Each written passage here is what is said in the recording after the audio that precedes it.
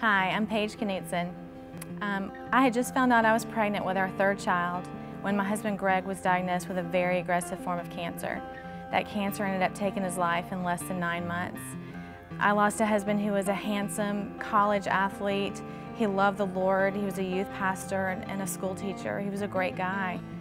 And during that time when Greg was sick and when he passed away, my relationship with the Lord for the first time really went to this place of being desperately hopeful in God, and this God who I knew His name and His character was not going to change no matter what the outcome of our situation was.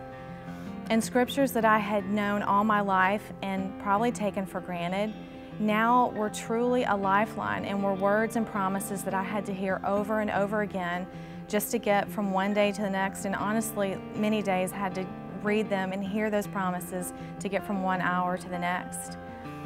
And I'll never forget the day when I feel like the Lord just really nailed down some promises to my heart. I remember exactly where I was. I was in a Walmart parking lot of all places. I was frustrated and overwhelmed. I was scared. I was worried about the girls. They were all under the age of 3. I'm sure I was angry that I was even having to go through, that we were all going through this. And it was like the Lord said to me, Paige, I knew all along that you were going to be the mother of these little girls who were going to lose their dad. I didn't forget you. This was not a mistake. I heard every prayer you prayed, and I did see every tear you cried. And while you may look alone to the world, I will never leave you.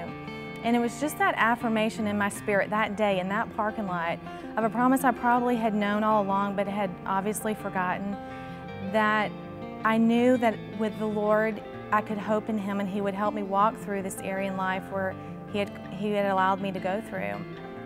And a few years later, Dan came into my life and we fell in love, we got married. We have a wonderful marriage. God has really blessed us. I love to tell people that I've actually been the bride in 2 weddings with Dan.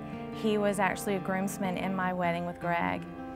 And while I'm in this great place in my life right now and have this happy chapter, happy ending, so to speak, the same God that was with me and rejoiced with me on the day when I was a bride to Dan was that exact same God that was with me and beside me when I was a widow at Greg's graveside. And we do have a God that we can hope in and trust in, and He will be with us no matter what we go through. And I just want to give you a word of encouragement, especially if you're going through a situation where it doesn't look like the ending is what you prayed for, that the same God that was there for me will be there for you too.